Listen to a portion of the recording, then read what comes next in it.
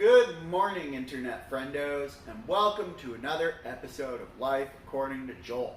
Now, you may notice I'm in my pajamas, hair's not done, haven't showered, and there's a reason for that. Today's episode is about masking. Now, when you think about a mask, you think about people covering their faces and putting on this physical mask.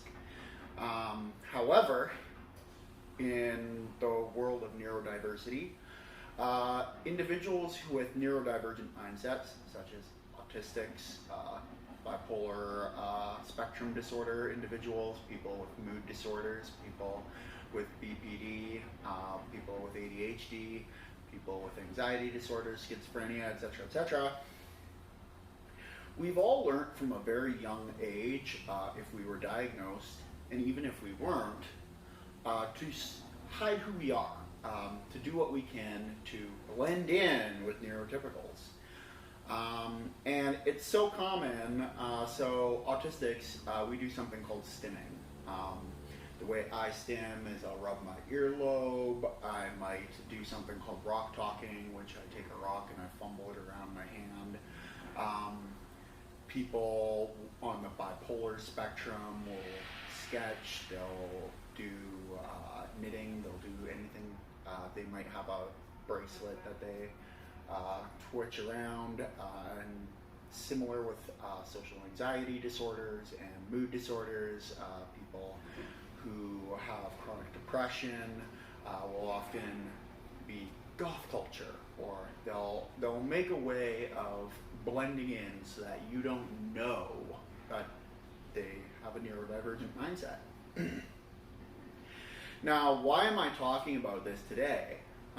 Because a lot of people, when I launched You Are Not Alone, were like, oh my gosh, Joel, you're the only autistic person and there's pretty much nobody neurodivergent in the film industry. And these people are idiots. And I say idiot because, well, idiot is being generous.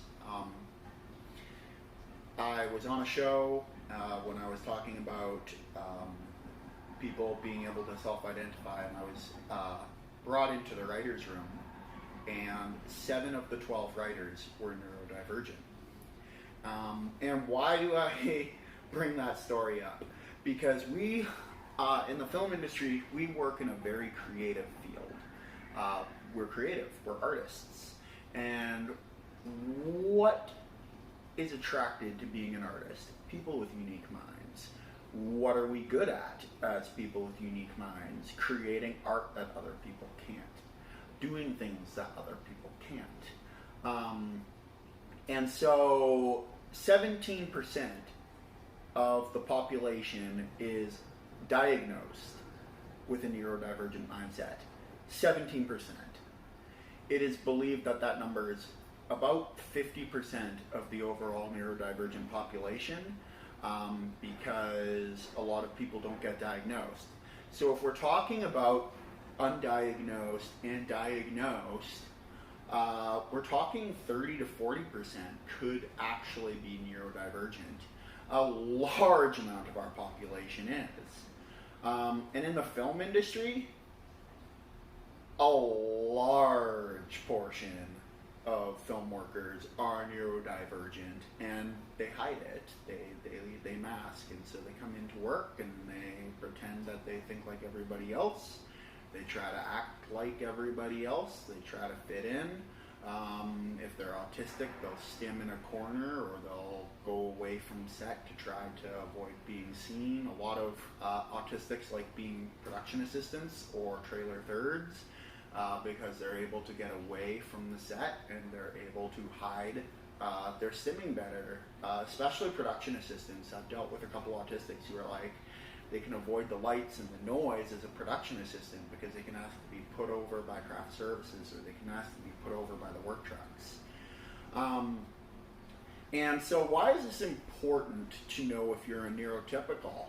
Well, I had a couple neurotypicals gaslighting me, and I've had a couple situations where neurotypicals will call me a psycho or call me crazy, and they'll be like, oh, autistic people are dangerous, or autistic people are blah, blah, blah, blah, blah, or they'll talk about chronic depressed. I know a chronically depressed woman, and they constantly called her an attention seeker and a blah, blah, blah, blah, blah.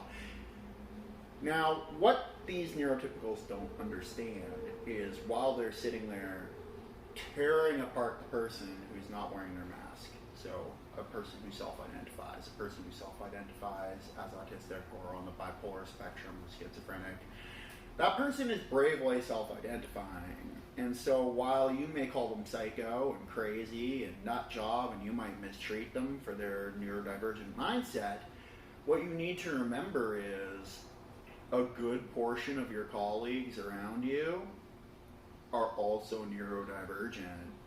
And so while you tear down the people who self-identify, I can guarantee all those colleagues wearing their masks are seeing what you're doing and thinking to themselves, wow, this is a real piece of shit. And I'm not mincing my words here, because while people are scared to death of self-identifying because they're worried about prejudice and they're worried about abuse and they're worried about being treated differently for having a unique mindset, if they see you abusing somebody with a neurodivergent mindset, they're going to lose a lot of respect for you.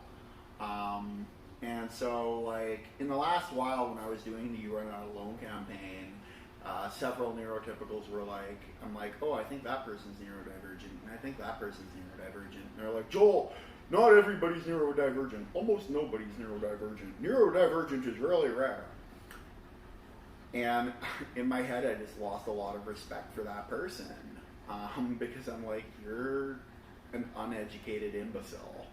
And again, pardon the language, but the fact of the matter is, if you go to set anywhere here in Vancouver, I can guarantee that about 4 in 10 of the workers around you are neurodivergent. And maybe that's something less impactful on their life. Maybe it's just ADHD.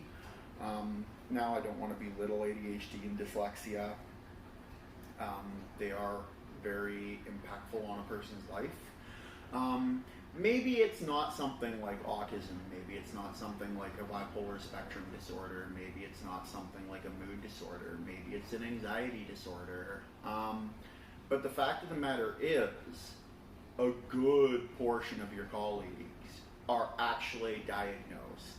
Like, it's not just something in their head where they're like, ooh, maybe I have a unique mind. No, they're actually diagnosed clinically.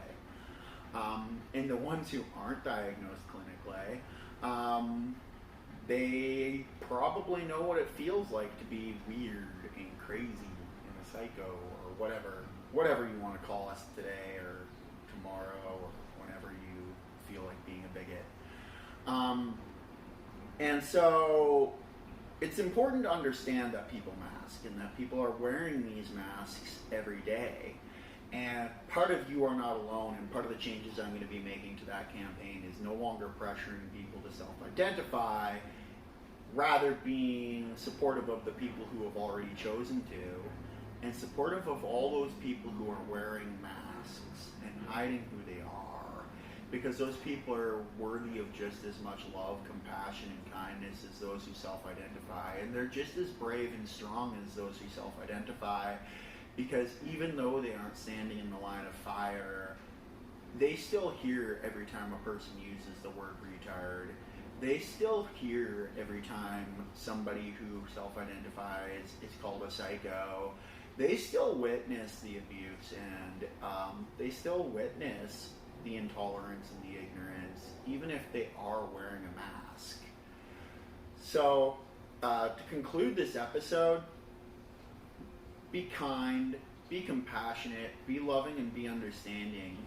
And also think about the fact that while you might use a word like retard, or you might use words like psycho and crazy, etc., to describe people who are unique or different than yourself, that there are a lot of people around you, especially in our industry, who are psycho, crazy, retarded, etc., whatever you want to call us today. There's a lot of us.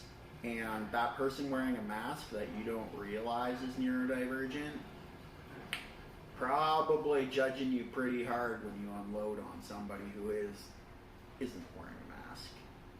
So, concluding this episode, again, just be kind, compassionate, non-judgmental, loving, and just be the person you would like people to be when they're with you. Treat people the way you would like them to treat you. And have a great day.